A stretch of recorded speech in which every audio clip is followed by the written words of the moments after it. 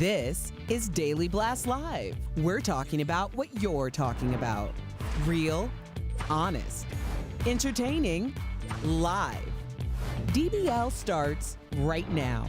3, 2. Welcome to DBL. It's Thursday, September 10th. I'm Tori here with Jeff, and Brandon joins us from home. Brandon, how you doing? I match your painting. Oh, yes, you do, Tori. I really love this dress on you, Tori. Or this blouse. What do you? I don't know the. It's a jumpsuit. It's a full jumpsuit. Okay. It's a full jumpsuit. Okay. We're gonna get started here. Oh man, I miss having you all in the studio. All right, we're continuing to switch gears here and follow the deadly wildfires burning out of control on the West Coast. Check out these pictures, okay, from San Francisco yesterday. Looks like your dress. It does look like marigold, and that's not good. That's not what the sky's supposed to look like. Where the smoke was so thick, it caused the skies to turn pumpkin orange. Look at that. Almost like you'd expect to see on Mars or Venus. More than 2.5 million acres have burned in California alone, with at least 8 deaths reported so far across 3 western states. Now, there are at least 28 major fires in California, forcing 64,000 people to evacuate. And just to give you an idea of how fast these fires are spreading, in some cases, they're burning 100,000 plus acres in a day. In a day, 100,000. Meantime, in Oregon, the governor is warning that fires in that state could be the deadliest in state history. Okay, I don't want to start off in a bummer, but is this the new normal in summer for the West, Jeff? It seems like it, and I don't know like how we know how some of these fires started, right, Tori? Like the gender reveals. So I don't know what the answer is here. You know what I mean? I'm not a geologist. I don't understand how these fires start or why they spread the way they do. I think you just have to check your local listings on what to do. I mean, because people need guidance. Should we evacuate? Then people want to stay and try to fight the fire, and that's when tragedy strikes, right? I don't know. We shoot the show here in Colorado, and there's smoke all over. You can't even see the mountains anymore. Did you have ash in your neighborhood? Yeah. So it rained ash in our neighborhood. I don't know if that's a combination from California and Utah and to Colorado. There's like 3 Colorado fires burning right now. And if we don't bring up the environment, I think we're doing a disservice, whether or not you believe in climate change or not. We're seeing much more intense wildfires. They're out of control. And we don't want our kids to live like this, like your kids to go out in summer and see it orange. Brandon, what's your just take on seeing that? Were you shocked? It's one of those. What's the movie with Denzel Washington with the Book of Eli? Mm-hmm. It looks like some sort of desolate town, and I understand that in around the fall that the southeast gets the hurricanes, and in the northeast in the winter they get blizzards.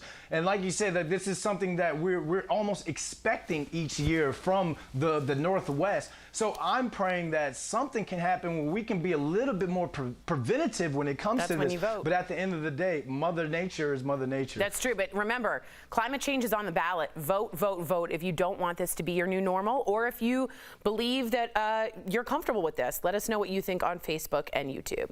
Now, there is so much more fallout over a new book about the president. So in audio recordings, if you don't know, for the book Rage, the president told investigative reporter Bob Woodward that he knew in February that COVID-19 was, quote, deadly stuff, and admitted playing down the threat in public. Here's how he explained it last night on Fox News. I gave it a little bit of a shot. Sounds like it's not going to be good, but if you look at what I said today, I said don't panic. We don't want to be jumping up and down and going wild. Don't panic. I'm a cheerleader for this country, and I don't want to see panic. So Joe Biden called the president's actions disgusting and almost criminal, adding he knowingly and willingly lied about the threat it posed to the country for months. But a lot of people, including your favorite person, Tori Shulman, are wondering why the heck the president would agree to talk on record 18 times with this journalist, Bob Woodward. If you don't know who that is, he is known for bringing down past presidents like Richard Nixon. Meantime, Bob Woodward is defending his decision not to release the audio recording sooner, saying it would not have saved any lives. So there's a lot to unpack here. There's two sides to everything, and we have to understand right from the bat, take politics out of it. A president has to walk that tightrope of making sure you don't panic the public. That's an important part of this. However, one, I want to know why you think, Jeff, he spoke to Bob Woodward in the first place. And two, I want to know, do you think this cost lives? It might have, Tori, and why he talked to him in the first place. I don't think he knew all the facts, just like everyone else in the whole world, right? But why talk to Bob Woodward, who he took down Watergate? I mean, this guy had Deep Throat on. I mean, this is the investigative reporter you don't mess with. If I saw him in D.C., I wouldn't even say hello because I'd be on tape. That's how like this guy runs. Well, I'm thinking in my mind right now that President Trump thinks he's smarter than everybody in the whole world, right? So he thinks he could out-talk his way out of any hole. Again, I don't think he knew all the facts. The CDC put out on their Twitter early on, this doesn't transfer through the air, allegedly. They put out a lot of misfacts. I don't know exactly, I don't have it in front of me. They put out a lot of misfacts. Dr. Fauci lied. He said he lied to us about not wearing masks because he didn't want panic and people running out and getting masks. When you lead this country, sometimes you have to stretch the truth. This is the norm for politics. It's not why I don't like Donald Trump or don't like Joe Biden. It's why I don't like politics. They never tell us the truth about anything ever, so I don't understand why people are up in arms about Donald Trump stretching the truth now about something he didn't even know about. Well, and that's a fair point that at some point this is happening in all of politics. But Brandon, he at one point called it a hoax, the coronavirus. And in February 7th, he knew it was 5 times more deadly than the flu. Is that an honorable thing to do? Is that a respectful thing to do? Look, Jeff, I'm not trying to jump on you, man, but he knew, bro, because back in late January, one of his national security advisors told him that this is going to be the biggest threat to your presidency. I believe this is around January the 29th. So he knew, and I get it. You have to walk that tight line because whatever decision you make is not going to be perfect. Lives are going to be lost regardless. My thing is trying to say that you're trying to protect the American people. The American people, we've shown that we are resilient. We've shown that after lockdowns and businesses still being shut down, people have shown that they can still try and keep their business afloat. They can still try and get their kids, whether it's home taught or get their kids back into the schools. I just think that a lot of people are upset with this right now is because we could have used some sort of heads up. Some sort of heads up to know that this thing was going to be a lot bigger than what was played out, not only by him, but other people in the media who tried to make it to where it was like, oh, just wash your hands, don't touch your face. Remember we had to go through all that? Instead of hearing that, I think a lot of American people and business owners would love to hear, hey, something's going on, you may have to shut down your business or start saving up money because you may be shut down until who knows how long. And that's why I think that for some people they're upset. I definitely hear that. And for a president who doesn't want to panic when we hear about the Muslims coming and the Mexican caravans and the mail fraud voting, there's a lot of panic he tends to put out there. I wonder why this wasn't brought up to that level in terms of his need. But again, I'm going to get a lot. Write me and we will make sure to get to your comments. Seriously. Speaking about the country, all across the country, college students are back in school in the middle of a pandemic. And according to the latest numbers from the New York Times, more than 51,000 college students have tested positive for the coronavirus so far. Meantime, Texas Tech is investigating a viral video that reportedly shows a student at a party claiming to have COVID-19. What the? Take a look. Everyone's like, Haley, don't you have COVID? Like, don't you literally have COVID? Yes, I have COVID. The whole world has COVID. All of these people have COVID. So stop getting on my stop getting on my like I'm having a good time. Thank you. Wow, that video is going to age well, Jeff, right? Yeah, I mean, I hope the cancel culture is still out there in 30 years and she can't get a job ever for what she did when she was 20 years old. So pointing one finger through her, pointing back at you. That aside, what did they think was going to happen when kids are going away to school at 20, 19, 18 years old? Fair point. What did they think? When I was 18 years old, I thought I was going to live forever. There is no stopping me. So I can't say, looking back, that I would not be one of these students at the party because that's what college is, socializing, and you think you're going to live forever, and you don't know anything. You really don't. You really have no knowledge of the world, even though we do have some great people. Anyways, I want to hear your take. I don't want to get in this whole political thing. I want to talk for an hour today, but I can't. Understand it. Brandon, what do you think about this video? And also, just so you know, in Spain, they arrested a surfer in the water in hazmat suits because she had COVID and broke her isolation. What do you think? They're taking it seriously in Spain.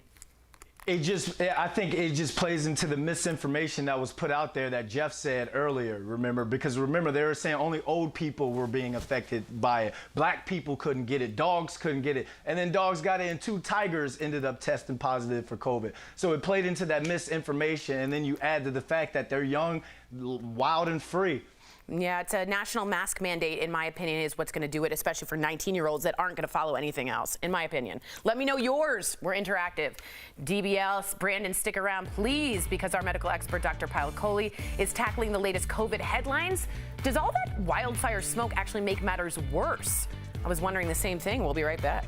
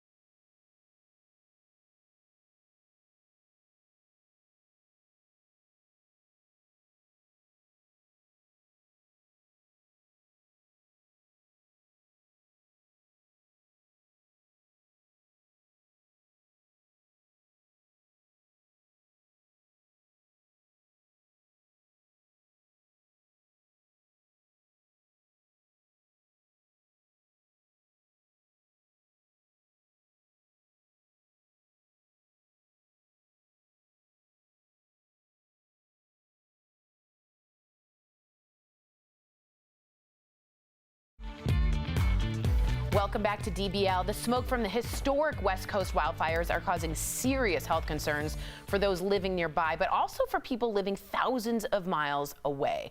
All of this as we continue to deal with a pandemic that affects our respiratory system, which brings up the question, does the smoke make us more vulnerable to COVID? So Dr. Payal Kohli joins us with answers. Hello, Doc. It's good to see you. We have viewers watching who don't live anywhere close to these wildfires. Should they still be concerned? And what are the effects of the smoke pollution? Tori, they should be concerned because NASA satellite images have actually shown that the wildfires from California have traveled as far as 600 miles away off the coast of California.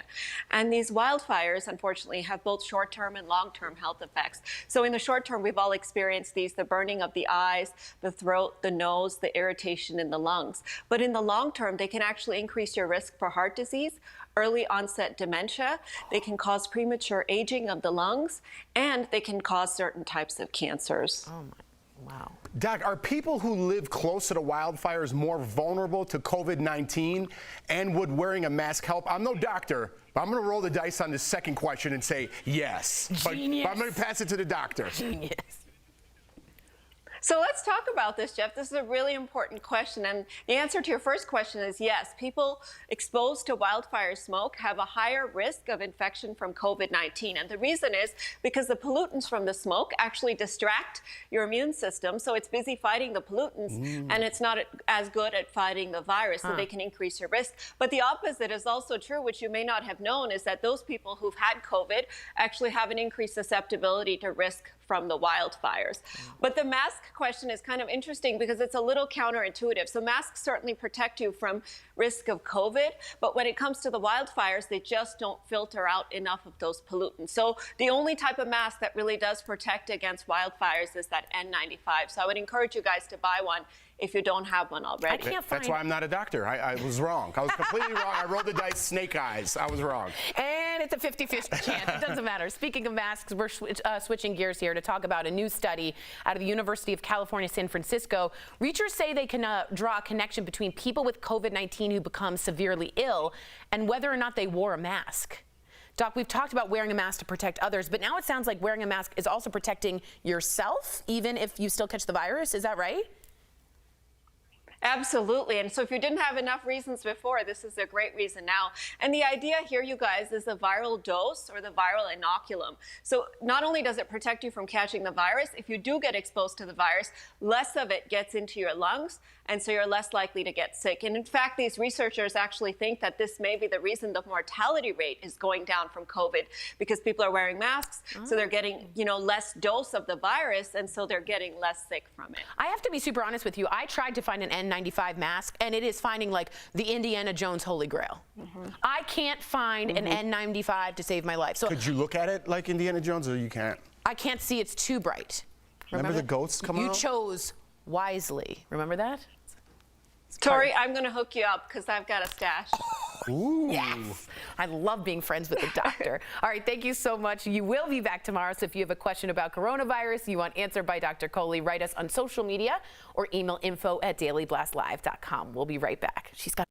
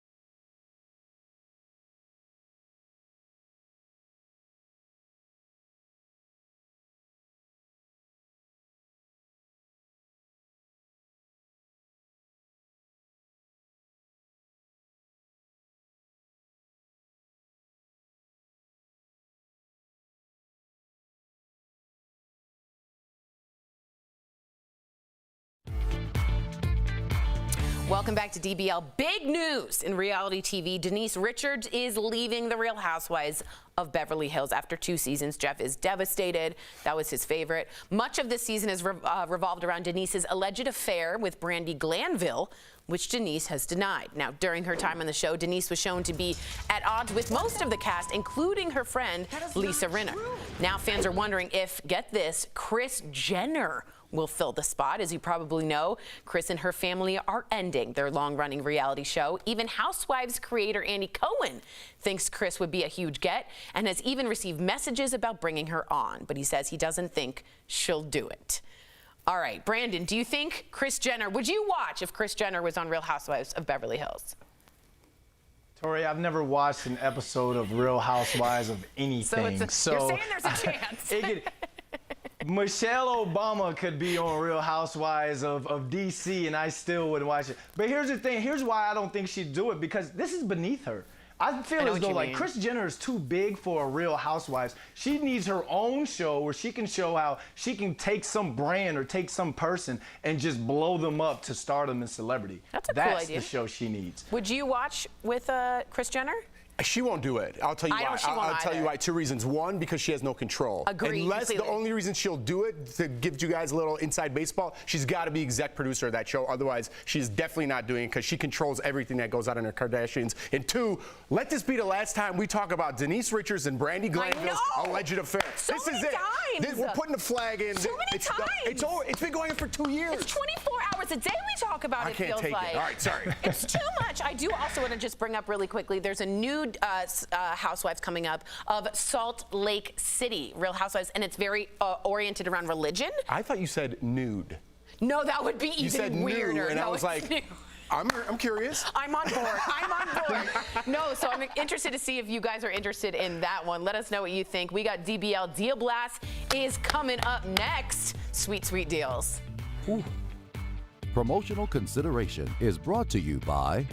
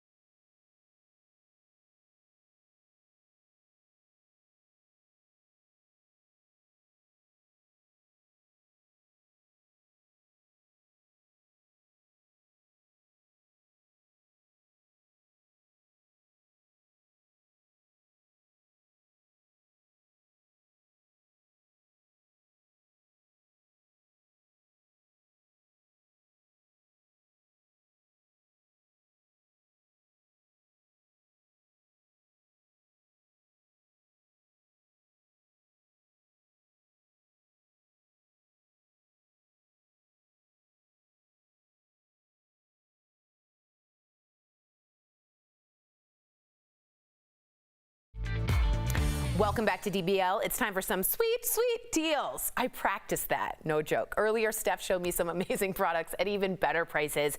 Here's this week's DBL Deal Blast presented by MorningSave.com. All right, what do you have for us today, Stephanie? Well, this is the BOC by Born crossbody handbag. It's faux leather construction with a fashionable floral or American flag print. So normally, Tori, this is $79, but we have it for $25, which means you're saving 68%. Okay, next I've got something that's key to a good night's sleep. It's the rayon from Bamboo Luxury Super Soft Sheet Set. So bamboo sheets will keep you warm in the winter and cool in the summer. Now normally these sets are between $79 to $109, but we have them from $29 to $39. What a discount. Saving 63% on some new bedding. Now, Tori, the Vivo Perlay made in the USA. So this is the 60-second makeover set. So it's fast-acting luxury skincare. It's a duo, and it has concentrated treatments to target deep wrinkles. Now, normally this kit for both items, it's $50, but we've got it for only $19, which means you're saving 62%.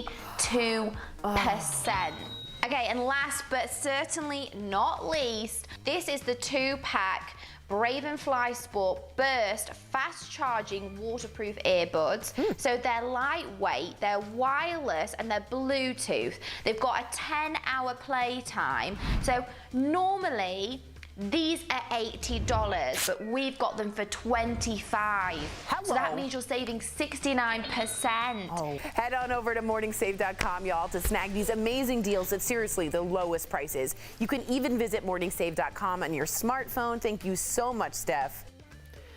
All right, sweet, sweet deals. All right, we have some comments. Jen says, it's climate change as everything is way more dry than it has been about the wildfires. Yeah, people set the fire, but it's because of the conditions that it flourishes. Del Rico says from Woodward, he felt the need to criticize President Barack Obama about the death of 2 Americans, but here we are 190,000 deaths later. There was a need to panic. However, Sylvia says Trump is damned if he does, damned if he doesn't. He was an alarmist in the beginning. People would say he was stoking fears. So what's the main thing we get out of this? It rhymes with boat. It's vote. I don't know how to follow that nor sum up what all the comments were in 5 seconds. So I will bow out. You're going to bow out? All right. That's fair for you. It rhymes with vote. Boat, bow. I don't know. The stern. Don't be too stern. Okay, see you tomorrow. We love you, Brandon. We'll see you tomorrow.